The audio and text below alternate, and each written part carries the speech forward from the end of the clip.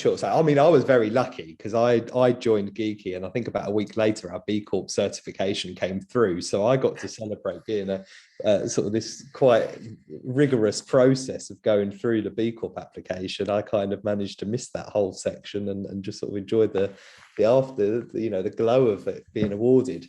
But yeah, I mean, Giki was set up as a social enterprise. So all of our business purpose is all based around, are we doing better for planet? What impact are we making to society? And any revenue we generate gets reinvested back into our business purpose. So that's a really lovely sort of way we've been set up in terms of governance. And B Corp is probably the best known, I suppose, certification, you want to call it, of which organizations have committed to effective governance or effective sustainability initiatives, so that their business is set up to be for people, for planet, as well as, I think if you look at the Business Act, one of the founding principles of setting up a business is that you're purely there to make a profit, and that is and there's a great big sort of wave of people at the moment trying to change it to the Better Business Act, where you commit to setting up a business for for the betterment of the planet and for people, as well as just make as much money as you can. So B Corp really is that kind of, I suppose, shows anyone who wants to engage with your organization that you are effectively run with your people and the planet at the core of everything you do. And not only were we recognized as a B Corp, which is great, because we've only been in operation in as Giki Zero Pro in this current iteration for just over a year.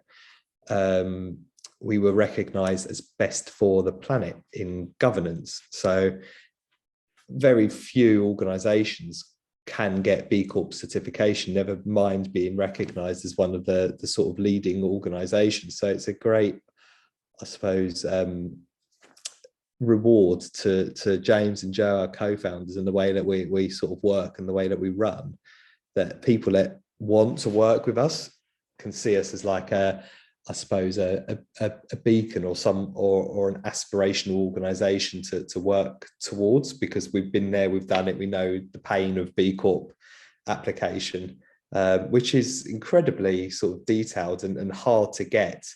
And even if you don't get B Corp certification, it's still, it's a brilliant process to go through, because you get your score and you have to keep reapplying until your score goes higher. And the worst thing that happens is that you just get better as a business during that process. So there's a huge learning curve from it. And does it open up things as a marketer? I guess it does. I mean, the B Corp Club is a really supportive place. It's you don't really have competitors in the space, because everybody is kind of very conscious of the challenge ahead. So the idea that organizations work together is quite unique, and yet B Corp kind of fosters that community, where we're all supportive of one another, we all help each other achieve our goals. It's a great network of organizations that kind of are at the same headspace and able to, I suppose, amplify the message of what we're trying to do for the world of work, but to make the planet work better within the frameworks of consumerism and whatever's going on around the world itself. It's a great network to be in. But I suppose the best thing about it is that it makes you work a certain way, in my opinion, because it's a privilege to work at a B Corp, really, and to represent that and to work in those ways, which makes it quite challenging as a marketer, because our roles, right, are to drive people to do something, usually to buy something, or to tell a story that makes them want to do something you want them to do, which is normally consume something. So that's one really sort of big challenge as a marketer, all the way through to, makes you question merchandise. We go to events. Do you even need a business card? Do you need to have a bag of merch? Do you really need a stand? All these kind of things that you might sort of fall back on quite traditionally when you go on the event circuit. Is like, do you really need to do that?